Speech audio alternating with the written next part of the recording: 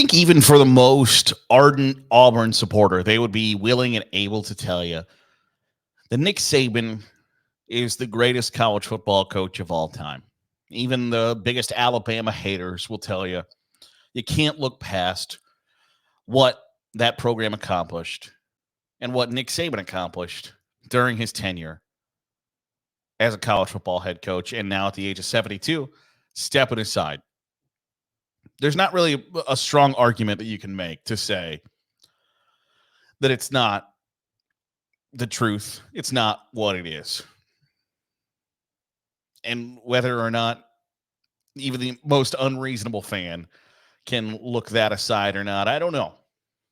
But I think it's important to say Nick Saban is the greatest college football coach of all time, no matter how difficult that might be to grapple with.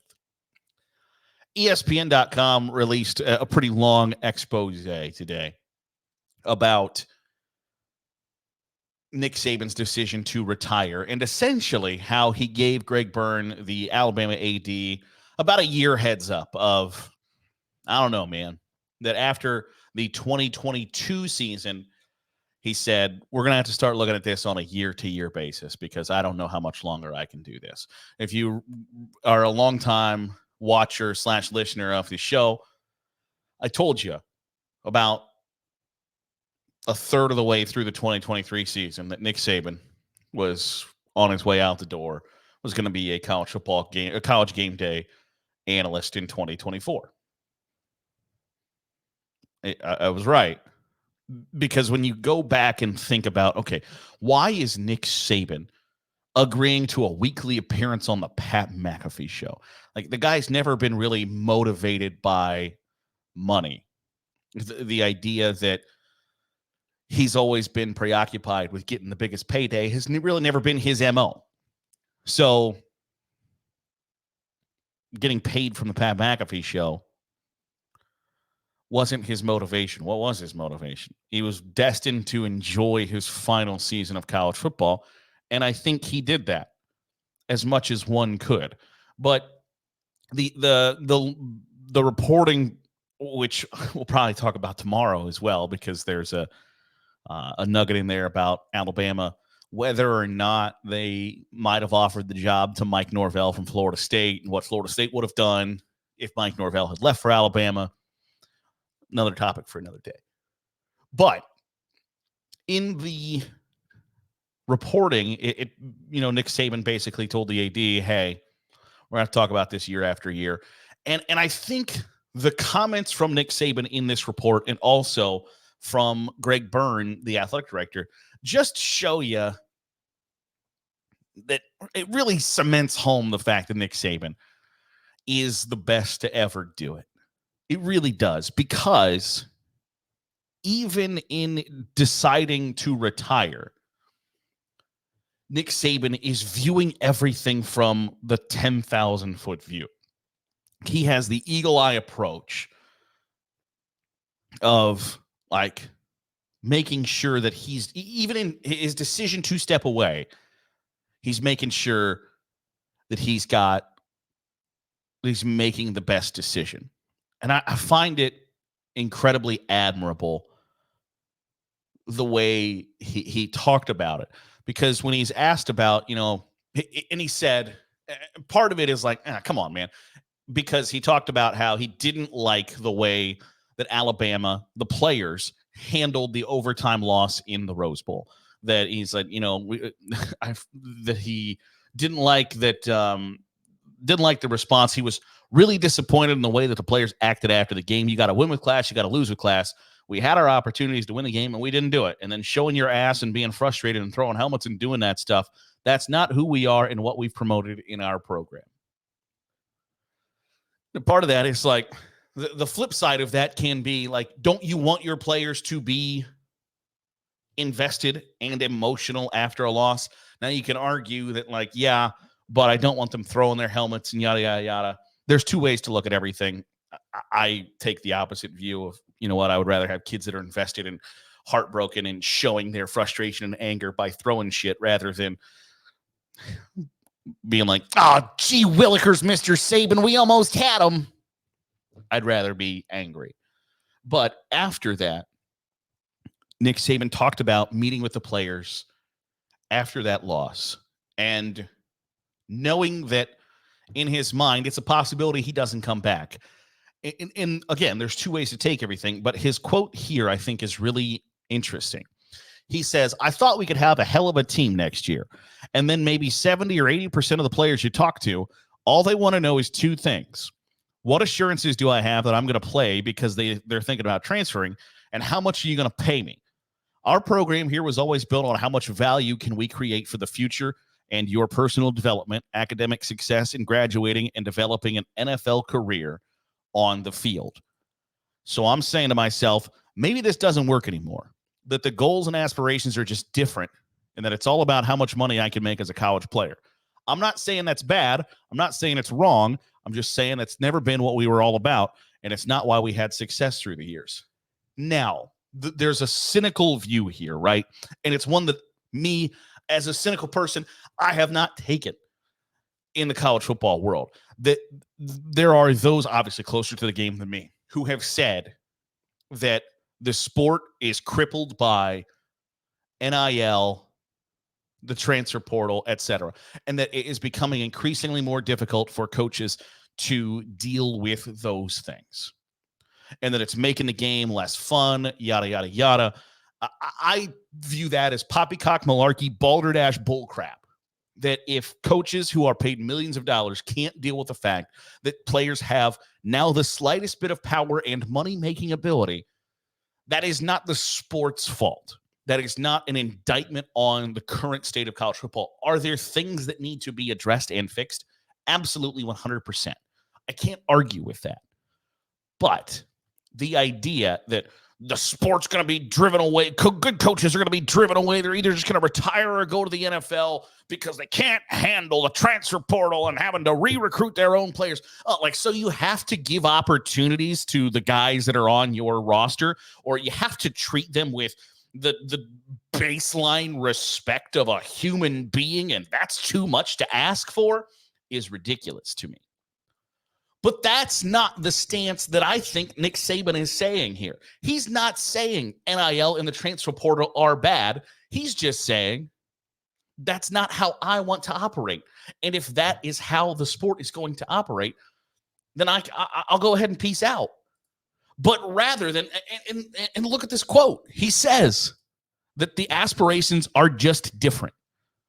Goals and aspirations of kids today are just different. He went on to talk about how his favorite part of being kind of a head coach was building the relationships. He said, I love coaching, that the relationships you have with the players, those things just don't have the same meaning as they once did. Now, he doesn't say that's bad. He just says it's different. And I will pound the table until the end of time that bad and different are two different things. Different does not necessarily mean bad. It's just different. And college football is now different. It is a business. It's always been a business. It's just now that we're getting around to treating it like a business. But kudos to Nick Saban for saying, I'm not saying it's bad. I'm not saying it's wrong. I'm just saying the way I want to build my program, the way my 72-year-old ass wants to operate, create my program, or in his case, program, and build off of that. The way I have always operated is different than what is necessary to be successful today. And if that's the case, I'm not likely to change in my ways. Therefore, I'm not likely to continue to be successful. Therefore, it is time for me to go. And I think that is a hell of a spot to be in and deserves all of the accolades, because it's easy in that situation to have an enormous ego and say, to hell with the way where the sport is going, the way the sport operates. Damn it, I'm Nick Saban, and I'm going to be successful no matter what. It's so easy to have that thought process, that statement, that sentiment, that attitude towards the sport. I've had so much success in this arena that I can buck the trends that are approaching the sport and still be successful. Nick Saban said, I can't. And I know my limitations. And I know that I'm not going to be successful if I do this, if I continue to operate the way that I am currently. And since I'm 72 years old, the likelihood of me changing my entire philosophy on how to operate in this space, it ain't going to happen. So it's time for me to go. And I think it showcases why Nick Saban is the greatest of all time. Because even as back in the early 2010s, when they're still running the football out of the I formation in Alabama, and it worked because you get superior athletes to everybody else. But he recognized, okay, the sport is about to pass me by if I don't change with it.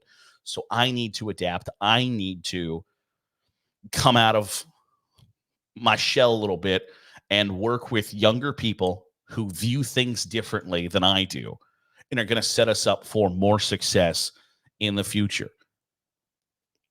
And again, it takes a bunch of cojones to do that, because why mess with what is working?